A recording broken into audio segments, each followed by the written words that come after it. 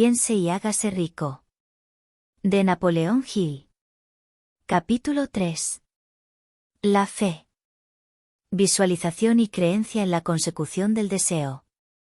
El segundo paso hacia la riqueza. La fe es el elemento químico primordial de la mente. Cuando la fe se mezcla con el pensamiento, el subconsciente capta la vibración, la traduce en su equivalente espiritual, y la transmite a la inteligencia universal, como en el caso de la plegaria. Las emociones de la fe, el amor y el sexo son las más poderosas entre las principales emociones positivas. Cuando se mezclan las tres, tienen el efecto de colorear el pensamiento de tal manera que éste alcanza al momento el subconsciente, y allí se transforma en su equivalente espiritual, la única forma que induce una respuesta de la inteligencia infinita. ¿Cómo desarrollar la fe? Tenemos un planteamiento que le ayudará a comprender mejor la importancia que el principio de autosugestión asume en la transmutación del deseo en su equivalente físico o monetario. La fe es un estado mental que se puede inducir o crear, con la afirmación o con las repetidas instrucciones al subconsciente, a través del principio de autosugestión. Como ejemplo, considere el propósito por el que presumiblemente usted está leyendo este libro. El objetivo es, por supuesto, adquirir la capacidad de transmutar el pensamiento intangible del impulso del deseo en su contrapartida física, el dinero. Al llevar a cabo las instrucciones descritas en los capítulos sobre la autosugestión y el subconsciente, resumidas en el capítulo de la autosugestión, usted puede convencer al subconsciente de que cree que recibirá lo que está pidiendo, y ello actuará en esa creencia, que su subconsciente le devolverá en forma de fe, acompañada de planes precisos para procurar eso que usted desea. La fe es un estado mental que usted puede incrementar a voluntad, una vez que haya dominado los 13 principios, porque se trata de un estado mental que crece voluntariamente, a través de la aplicación de esos principios. La repetición de la afirmación de órdenes a su subconsciente es el único método conocido del crecimiento voluntario de la emoción de la fe. Quizás el concepto le quede más claro con la siguiente explicación de la forma en que los hombres, a veces, se convierten en criminales. Para decirlo con las palabras de un famoso criminólogo, cuando los hombres entran por primera vez en contacto con el crimen, éste les repugna. Si siguen en contacto con él durante algún tiempo, se acostumbran y lo toleran. Y si permanecen en contacto con el crimen durante el tiempo suficiente, acaban por aceptarlo y se dejan influir por él. Es el equivalente de decir que cualquier impulso de pensamiento que sea repetidamente encauzado hacia el subconsciente resulta aceptado e influye en el subconsciente, que procede a traducir ese impulso en su equivalente físico por el procedimiento más práctico que haya disponible. En relación con esto, vuelva a considerar la proposición de que todos los pensamientos que han sido emocionalizados e cargados emocionalmente, y mezclados con la fe empiezan inmediatamente a traducirse en su equivalente física o en su contrapartida. Las emociones, o la porción sentimental de los pensamientos, son los factores que dan vitalidad y acción a estos. Mezcladas con cualquier impulso de pensamiento, las emociones de la fe, el amor y el sexo le añaden más energía de la que tendría por sí sola. No solo los impulsos de pensamiento que se hayan mezclado con la fe, sino los que se mezclan con cualquiera de las emociones positivas o de las negativas, pueden alcanzar el subconsciente e influir en él. Nadie está condenado a la mala suerte. A partir de esta afirmación, usted comprenderá que el subconsciente traducirá en su equivalente físico un impulso de pensamiento de naturaleza negativa o destructiva con tanta facilidad como actuaría con pensamientos de naturaleza positiva o constructiva. Esto explica el extraño fenómeno que millones de personas experimentan, denominado infortunio o mala suerte. Hay millones de personas que se creen condenadas a la pobreza y al fracaso, por culpa de alguna fuerza extraña que creen no poder controlar. Ellos son los creadores de su propio infortunio, a causa de esta creencia negativa, que su subconsciente adopta y traduce en su equivalente físico. Este es un momento apropiado para sugerirle de nuevo que usted puede beneficiarse, transmitiendo a su subconsciente cualquier deseo que quiera traducir en su equivalente físico o monetario, en un estado de esperanza o convicción de que la transmutación tendrá lugar. Su convicción, o su fe, es el elemento que determina la acción de su subconsciente. No hay nada que le impida engañar a su subconsciente al darle instrucciones a través de la autosugestión, tal como yo engañé al subconsciente de mi hijo. Para llevar a cabo este engaño de manera más realista, cuando se dirija a su subconsciente, compórtese tal como lo haría si ya estuviera en posesión del objeto material que está pidiendo. Su subconsciente traducirá en su equivalente físico, por el medio más práctico y directo, cualquier orden que se le dé en un estado de convicción o de fe en que la orden se llevará a cabo.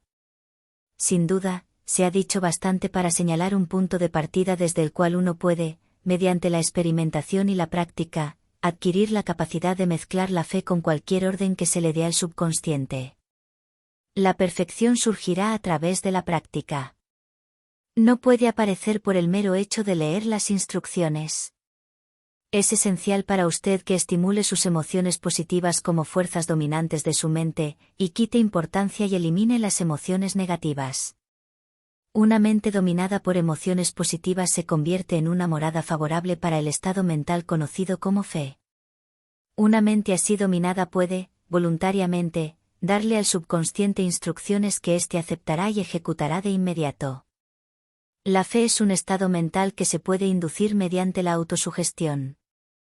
Durante todas las épocas, las religiones han exhortado a la humanidad en conflicto a tener fe en este o aquel dogma o credo, pero no han logrado explicar a las multitudes cómo tener fe. No han afirmado que la fe es un estado mental que se puede inducir mediante la autosugestión. En un lenguaje que cualquier ser humano normal podrá entender, describiremos todo lo que se sabe sobre el principio mediante el cual la fe puede aparecer donde todavía no existe. Tenga fe en usted, fe en el infinito. Antes de empezar, debería recordar que la fe es el elixir eterno que da vida, poder y acción al impulso del pensamiento. Merece la pena leer el enunciado anterior una segunda vez, y una tercera, y una cuarta. Merece la pena leerlo en voz alta. La fe es el punto inicial de toda acumulación de riquezas. La fe es la base de todos los milagros y de todos los misterios que no se pueden analizar con los parámetros de la ciencia. La fe es el único antídoto conocido contra el fracaso. La fe es el elemento, el componente químico que, combinado con la plegaria, nos proporciona comunicación directa con la inteligencia infinita. La fe es el elemento que transforma la vibración ordinaria del pensamiento, creada por la mente finita del hombre, en su equivalente espiritual. La fe es el único agente a través del cual el hombre puede dominar la fuerza de la inteligencia infinita, y usarla. La magia de la autosugestión. La prueba es simple y fácil de demostrar. Va ligada al principio de autosugestión. Por lo tanto, centremos la atención en el tema de la autosugestión, para descubrir qué es y lo que se puede alcanzar con ella. Se sabe que uno llega, finalmente, a creer cualquier cosa que se repita a sí mismo, sea la afirmación verdadera o falsa. Si un hombre repite una mentira una y otra vez, con el tiempo aceptará esa mentira como algo cierto. Más aún, creerá que es cierta. Todo hombre es lo que es a causa de los pensamientos dominantes que él permite que ocupen su mente. Los pensamientos que un hombre adopta deliberadamente, y que anima con entusiasmo, y con los que combina una emoción o más, constituyen las fuerzas motivadoras que dirigen y controlan cada uno de sus movimientos, actos y hazañas. Aquí tenemos el enunciado de una verdad muy importante. Los pensamientos combinados con cualquiera de las emociones constituyen una fuerza magnética que atrae otros pensamientos similares o relacionados. Un pensamiento así, magnetizado con la emoción se puede comparar con una semilla que, cuando es plantada en terreno fértil, germina, crece y se multiplica una y otra vez, hasta que aquello que en un principio fue una semillita se convierte en innumerables millones de semillas de la misma clase. La mente humana está constantemente atrayendo vibraciones que armonicen con aquella que la domina. Cualquier idea, plan, pensamiento o propósito que uno abrigue atrae infinidad de ideas afines, adhiere estas ideas a su propia fuerza, y crece hasta convertirse en el propósito maestro que domina y motiva al individuo en cuya mente se ha alojado. Volvamos ahora al punto inicial, para informarnos de cómo se puede plantar en la mente la semilla original de una idea. La información es fácil de entender, cualquier idea, plano propósito se puede fijar en la mente mediante la repetición del pensamiento. Por eso le damos instrucciones para que ponga por escrito un planteamiento de su propósito principal, u objetivo primordial y preciso, lo memorice y lo repita en voz alta todos los días, hasta que las vibraciones auditivas hayan alcanzado su subconsciente. Decídase a dejar de lado las influencias de todo ambiente desfavorable para construir su propia vida a la medida. Al hacer un inventario de sus recursos y capacidades mentales, quizá usted descubra que su mayor debilidad sea su falta de confianza en sí mismo. Esta desventaja puede ser superada, y la timidez transformada en coraje a través de la ayuda que el principio de la autosugestión proporciona. La aplicación de este principio puede ejecutarse mediante la sencilla enunciación de los impulsos de pensamiento puestos por escrito, memorizados y repetidos hasta que lleguen a formar parte del instrumental del que la facultad inconsciente de su mente disponga. Fórmula para la confianza en uno mismo. Primero, sé que tengo la capacidad de alcanzar el objeto del propósito definido de mi vida, por lo tanto, exijo de mí mismo acción perseverante y continua hasta conseguirlo, y aquí y ahora prometo ejecutar tal acción. Segundo, me doy cuenta de que los pensamientos dominantes de mi mente se reproducirán con el paso del tiempo en actos externos y físicos para transformarse en una realidad física, por lo tanto, concentraré mis pensamientos durante 30 minutos cada día en la tarea de pensar en la persona en que me propongo convertirme, creando de este modo una imagen mental clara. Tercero, sé que, mediante el principio de la autosugestión, cualquier deseo que abrigue con perseverancia buscará expresarse a través de ciertos medios prácticos para obtener el objeto que haya tras él, por lo tanto, dedicaré 10 minutos cada día a exigirme el desarrollo de la confianza en mí mismo. Cuarto, he escrito con claridad una descripción del objetivo primordial de mi vida, y nunca dejaré de esforzarme, hasta que haya conseguido la suficiente confianza en mí mismo para alcanzarlo. Quinto, comprendo con claridad que no hay riqueza ni posición que pueda durar mucho tiempo, a menos que se haya formado sobre la lealtad y la justicia, por lo tanto, no me comprometeré en ninguna transacción que no beneficie a todos a los que afecte. Tendré éxito atrayendo hacia mí las fuerzas que deseo emplear, y la cooperación de otras personas. Induciré a otros a servirme, por obra de mi disposición de servir a otros. Eliminaré el desprecio, la envidia, los celos, el egoísmo y el cinismo y cultivaré el amor por toda la humanidad, porque sé que una actitud negativa hacia los demás nunca me dará el éxito. Haré que los demás crean en mí, porque yo creeré en ellos y en mí mismo. Firmaré esta fórmula con mi nombre, la memorizaré y la repetiré en voz alta una vez cada día, con la fe absoluta de que influirá gradualmente en mis pensamientos y mis actos para que yo me convierta en una persona que confía en sí misma y que goza del privilegio del éxito. Tras esta fórmula hay una ley de la naturaleza que ningún hombre ha sido todavía capaz de explicar. El nombre por el que dicha ley se conoce tiene poca importancia. Lo que importa de ella es que funciona, para la gloria y el progreso de la especie humana, si es usada de forma constructiva. Por otra parte, si se la usa destructivamente, destruirá con la misma facilidad. En esta afirmación podemos encontrar una verdad muy importante: quienes se hunden en la frustración y acaban su vida en la pobreza, la miseria y la angustia lo hacen a causa de la aplicación negativa del principio de la autosugestión.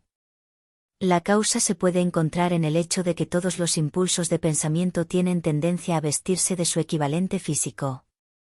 El desastre del pensamiento negativo. El subconsciente no distingue entre impulsos de pensamiento positivos o negativos. Trabaja con el material que le suministramos, a través de nuestros impulsos de pensamiento.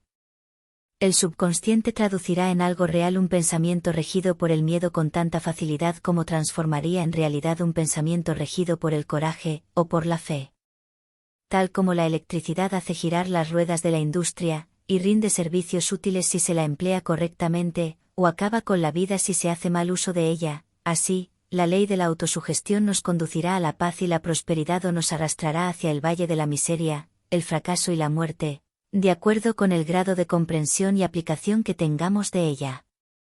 Si uno se llena la cabeza de miedos, dudas y desconfianza en su capacidad para conectar y usar la fuerza de la inteligencia infinita, la ley de la autosugestión adoptará ese espíritu de desconfianza y lo usará como patrón mediante el cual el subconsciente lo traducirá en su equivalente físico. Así como el viento arrastra un barco hacia el este y otra hacia el oeste, usted será elevado o hundido por la ley de la autosugestión de acuerdo con la manera en que usted oriente las velas de su pensamiento. La ley de la autosugestión, que puede elevar a cualquier persona a niveles asombrosos de realización, queda bien descrita en los siguientes versos. Si piensas que estás vencido, lo estarás. Si piensas que no te atreves, no te atreverás. Si te gusta ganar, pero piensas que no puedes, es casi seguro, no ganarás. Si piensas que perderás, estás perdido. Pues en el mundo encontramos que el éxito empieza en la voluntad del hombre. Todo está en el estado mental. Si piensas que eres inferior, lo eres. Tienes que pensar alto para ascender. Tienes que estar seguro de ti mismo antes de poder ganar. Las batallas de la vida no siempre favorecen al hombre más fuerte o al más rápido. Pero tarde o temprano el hombre que gana es el hombre que piensa que sí puede. Observe las palabras que se han destacado, y captará el profundo significado que el poeta expresa. ¿Qué genio yace dormido en su cerebro?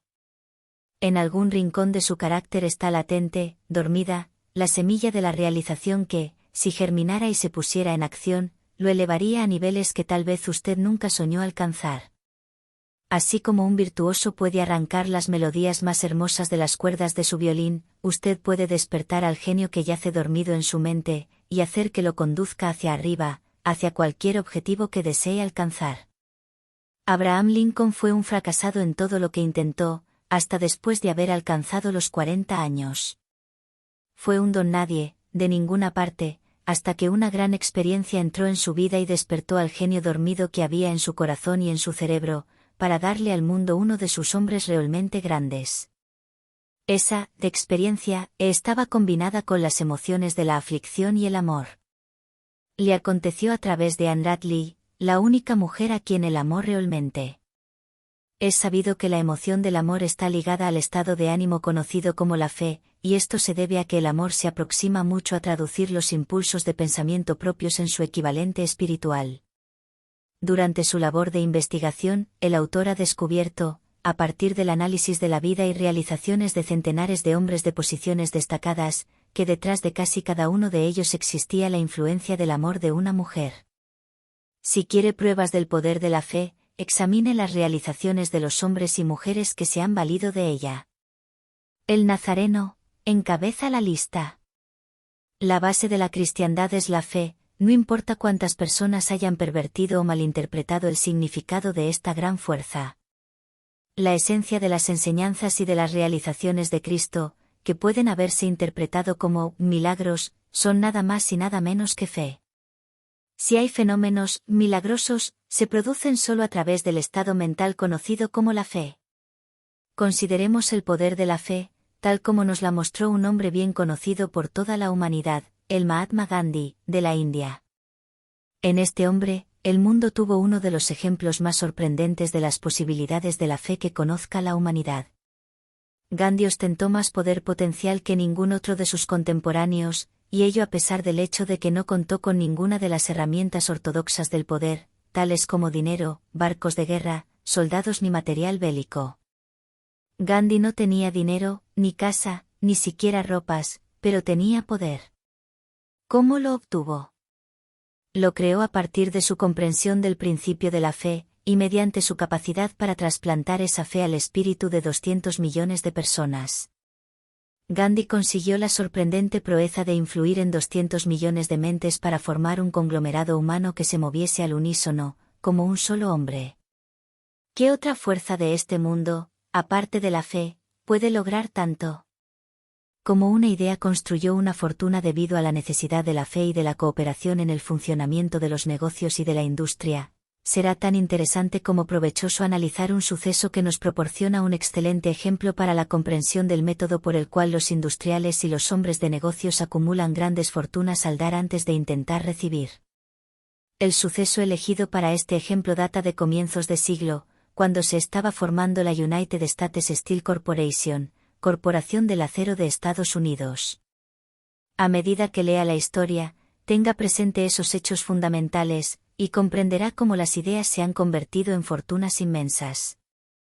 Si usted es de los que se han preguntado a menudo cómo se han acumulado las grandes fortunas, esta historia de la creación de la United States Steel Corporation le resultará esclarecedora. Si tiene alguna duda de que los hombres pueden pensar y hacerse ricos, esta historia disipará esa duda, porque usted podrá ver con claridad en la historia de la United States Steel Corporation la aplicación de una porción importante de los principios que se describen en este libro. El asombroso relato del poder de una idea ha sido escrito de forma espectacular por John Lovell, del New York World Telegram, y la transcribimos con su cortesía. Un bonito discurso de sobremesa por $1.000 millones. Aquella noche del 12 de diciembre de 1900, en la que unos 80 miembros de la sociedad financiera se reunieron en el salón de banquetes del University Club, en la Quinta Avenida, para hacer los honores a un hombre joven del oeste de Estados Unidos, ni media docena de los invitados supuso que estaban a punto de presenciar el episodio más importante de la historia de la industria estadounidense. J. Edward Simmons y Charles Stewart Smith, llenos de gratitud por la pródiga hospitalidad con que Charles M. Schwab les había regalado durante una reciente visita a Pittsburgh, habían organizado la cena para presentar a aquel empresario del acero de 38 años a la Sociedad de Banqueros del Este de Estados Unidos. Pero no esperaban que magnetizara de tal modo la convención. De hecho, le advirtieron que los corazones que rellenaban las camisas de Nueva York no reaccionarían a la oratoria, y que si no quería aburrir a los Stillman y los Harriman y los Vanderbilt, sería mejor que se limitara a 15 o 20 minutos de intrascendencias amables, pero nada más. Incluso John Pierpont Morgan, sentado a la derecha de Schwab, como indicaba su dignidad imperial, había previsto honrar la mesa con su presencia muy brevemente. Y en lo que se refería a la prensa y al público, todo el asunto presentaba tan poco interés que los periódicos del día siguiente ni lo mencionaron. De manera que los dos anfitriones y sus distinguidos invitados probaron los habituales 7 u 8 platos. Hubo poca conversación y, versara sobre lo que versase, fue parca y discreta. Aunque algunos de los banqueros y agentes de bolsa habían visto antes a Schwab, cuya carrera había florecido. En los bancos de Monongahela, ninguno lo conocía bien. Pero, antes de que la velada acabara, ellos y Money Master Morgan quedarían admirados, y un bebé de $1.000 millones, la United States Steel Corporation, nacería allí. Quizás sea una lástima para la historia que no se haya hecho ninguna grabación del discurso de Charles Schwab en aquella cena. Sin embargo, tal vez se tratara de un discurso casero, con incorrecciones gramaticales, pues los perfeccionismos del lenguaje nunca le interesaron a Schwab, lleno de refranes y compaginado con ingenio. Pero, aparte de eso, obtuvo una fuerza y un efecto impresionante sobre los $5.000 millones de capital estimado que los comensales representaban. Cuando terminó, y la reunión vibraba todavía con sus palabras, aunque Schwab había hablado durante 90 minutos, Morgan condujo al orador a una ventana apartada donde, balanceando las piernas en un alto e incómodo asiento, hablaron durante 1 hora más. La magia de la personalidad de Schwab se había puesto en acción con toda su potencia, pero lo más importante y perdurable fue el programa detallado y explícito que presentó para el engrandecimiento del acero. Muchos otros hombres habían tratado de interesar a Morgan en montar juntos un trust del acero imitando los patrones de las empresas de galletas, cables y flejes, azúcar, goma, whisky, aceite o goma de mascar. John W. Gates, el apostador, lo había urgido a hacerlo, pero Morgan no había confiado en él. Los hermanos Moore, Bill y Jim, mayoristas de Chicago que habían fusionado una fosforera y una corporación de galletitas, habían tratado de convencerlo, fracasando en su intento.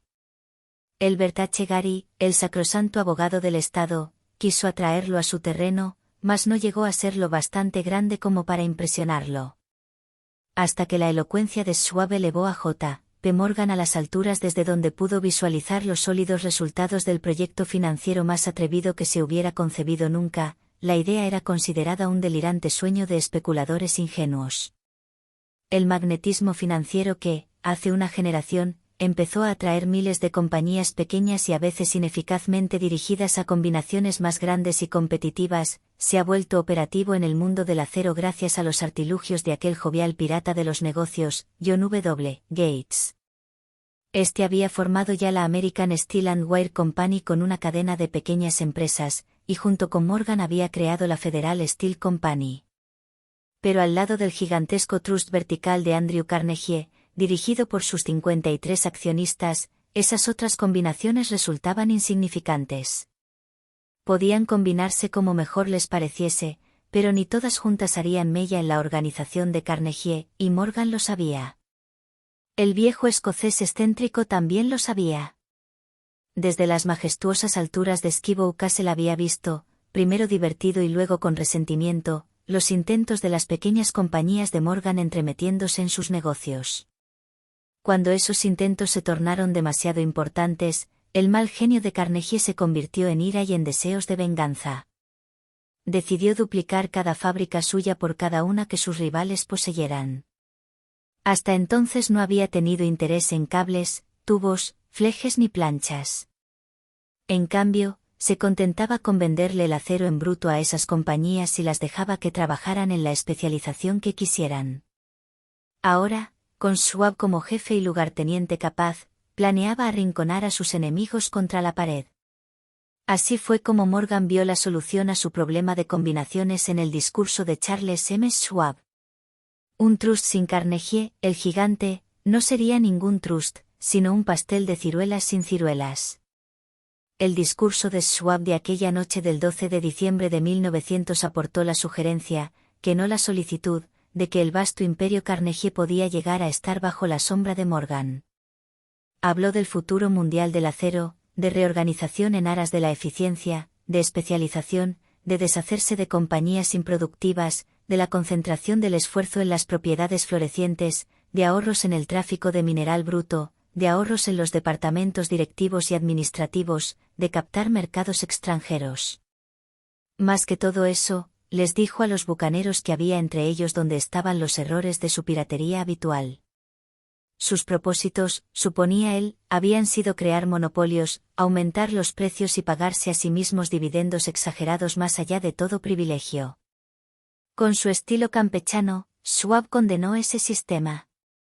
La estrechez de miras de semejante política, dijo a su auditorio, residía en el hecho de que restringía el mercado en un momento en que todo pugnaba por la expansión. Abaratando el coste del acero, explicó, se crearía un mercado expansivo, se idearían más usos para el acero y se captaría una parte considerable del mundo de la industria. En realidad, aunque él no lo supiese, Schwab era un apóstol de la moderna producción masiva. Así acabó la cena en el University Club. Morgan se fue a su casa, para pensar en las predicciones de progreso de Schwab. Schwab regresó a Pittsburgh, a dirigir el negocio siderúrgico para Wyandra Carnegie, mientras Gary y todos los demás volvían a sus teletipos, para especular, anticipándose al próximo movimiento. No tardó mucho en suceder. A Morgan le llevó más o menos una semana digerir el festín de razonamientos que Schwab le había puesto delante. Cuando se aseguró de que no iba a sufrir ninguna indigestión financiera, llamó a Schwab, y se encontró con un hombre bastante tímido. Al señor Carnegie, le dijo Schwab, quizá no le alegrara mucho descubrir que el presidente de su conglomerado de empresas había estado coqueteando con el emperador de Wall Street, el barrio que Carnegie había resuelto no pisar jamás. Entonces John W. Gates, que hacía de intermediario entre Morgan y Schwab, sugirió que si Schwab estuviera casualmente de paso por el Bellevue Hotel, de Filadelfia, J. P. Morgan podía coincidir con él en el mismo sitio. Sin embargo, cuando Schwab llegó, Morgan se hallaba enfermo en su casa de Nueva York, y, presionado por la invitación del hombre mayor, Schwab viajó a Nueva York y se presentó ante la puerta de la biblioteca del financiero. En la actualidad, ciertos historiadores de la economía han expresado la sospecha de que esta historia, desde el principio al fin, fue planificada por Andrew Carnegie, que la cena en honor de Schwab, el célebre discurso, la reunión del domingo por la noche entre Schwab y el rey del dinero fueron sucesos que el sagaz escocés había preparado de antemano. La verdad es precisamente todo lo contrario. Cuando Schwab fue llamado a cerrar el trato, ni siquiera sabía si el jefecito, como llamaban a Andrew, prestaría atención a una oferta de vender, en particular a un grupo de hombres a quienes Andrew consideraba dotados de algo menos que la beatitud. Pero Schwab acudió a la reunión con 6 hojas escritas de su puño y letra, llenas de datos que, según él, representaban el valor físico y potencial de rendimiento de cada compañía metalúrgica que él consideraba una estrella esencial en el nuevo firmamento del metal. 4 hombres sopesaron esos esquemas durante toda la noche. El jefe, por supuesto, era Morgan, firme en su credo del derecho divino del dinero. Con él estaba su socio aristocrático, Robert Bacon, un erudito y un caballero. El tercero era John W. Gates, a quien Morgan tachaba de apostador y utilizaba como herramienta. El cuarto era Schwab, que sabía más sobre el proceso de elaborar y vender acero que cualquier grupo de hombres de su época. A lo largo de aquella conferencia, los esquemas del hombre de Pittsburgh no se cuestionaron nunca. Si él decía que una compañía valía tanto, así era, y punto. También insistió en incluir en la combinación solo las empresas que él tenía nominadas. Había concebido una corporación sin dobleces, donde ni siquiera quedaba lugar para satisfacer la codicia de amigos que deseaban descargar sus compañías sobre los anchos hombros de Morgan. Al amanecer, Morgan se puso de pie y se desperezó. Solo quedaba una pregunta pendiente. ¿Cree que puede persuadir a Andrew Carnegie de vender?, preguntó. Puedo intentarlo, repuso Schwab. Si usted consigue que venda, me comprometeré en todo este asunto, aseguró Morgan. Hasta allí todo iba bien. Pero, ¿vendería Carnegie? ¿Cuánto pediría? Schwab pensaba en unos 320 millones de dólares. ¿Cómo se efectuaría el pago? ¿En acciones ordinarias o preferentes? ¿En bonos? ¿En efectivo? Nadie podía reunir 320 millones de dólares en efectivo.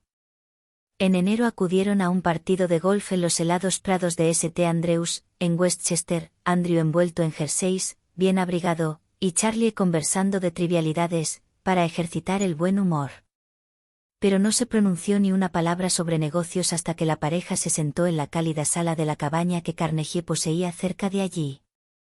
Entonces, con el mismo poder de convicción con que había hipnotizado a 80 millonarios en el University Club, Schwab dejó caer rutilantes promesas de retiro y comodidad, de los innumerables millones que satisfarían los caprichos sociales del viejo escocés. Carnegie estuvo de acuerdo, escribió algo en un trozo de papel y dijo, «Muy bien, venderemos por ese precio». La cifra era de unos 400 millones de dólares y surgió a partir de los 320 millones que Schwab había previsto como precio básico, añadiéndole 80 millones para recuperar el valor aumentado sobre el capital previsto durante los últimos 2 años. Más tarde, en la cubierta de un transatlántico, el escocés le decía arrepentido a Morgan, «Ojalá te hubiera pedido 100 millones más». «Si me los hubieras pedido, te los hubiese pagado», le respondió Morgan, aimadamente. Hubo cierto alboroto, por supuesto. Un corresponsal británico envió un cable diciendo que el mundo del acero extranjero estaba aterrado ante la gigantesca corporación. El presidente Hadley, de Yale, declaró que a menos que se regulasen los trusts, el país tendría un emperador en Washington durante los próximos 25 años.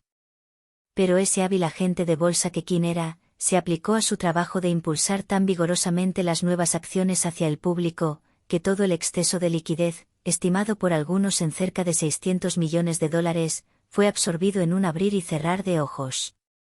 De manera que Carnegie obtuvo sus millones, el sindicato de Morgan consiguió 62 millones por todos sus problemas, y todos los muchachos, desde Gates a Gary, también ganaron sus millones. Schwab, de 38 años, obtuvo su recompensa. Fue nombrado presidente de la nueva corporación, y ostentó el cargo hasta 1930. La riqueza empieza con el pensamiento. La impresionante historia del gran negocio que usted acaba de leer es un ejemplo perfecto del método por el cual el deseo puede transmutarse en su equivalente físico. Esa gigantesca organización se creó en la imaginación de un hombre. El plan por el que le proporcionaban a la organización hornos de acero que aportaban su estabilidad financiera se creó en la mente de la misma persona. Su fe, su deseo, su imaginación, su perseverancia fueron los verdaderos ingredientes esenciales que conformaron la United States Steel Corporation.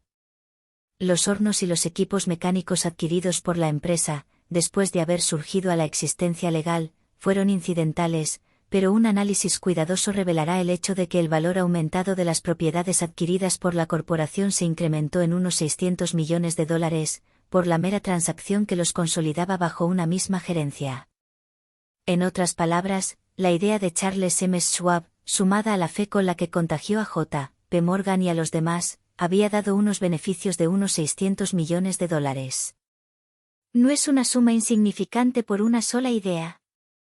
La United States Steel Corporation prosperó hasta convertirse en una de las empresas más ricas y poderosas de Estados Unidos, dando empleo a miles de personas, desarrollando nuevas aplicaciones para el acero, y abriendo nuevos mercados, demostrando de ese modo que los $600 millones de beneficio que la idea de Schwab produjo estaban bien merecidos. La riqueza empieza en la forma de un pensamiento. La cantidad está limitada solo por la persona en cuya mente esa idea se pone en movimiento. La fe elimina las limitaciones. Recuerde esto cuando esté listo para negociarle a la vida lo que usted desee como precio por haber pasado por ella.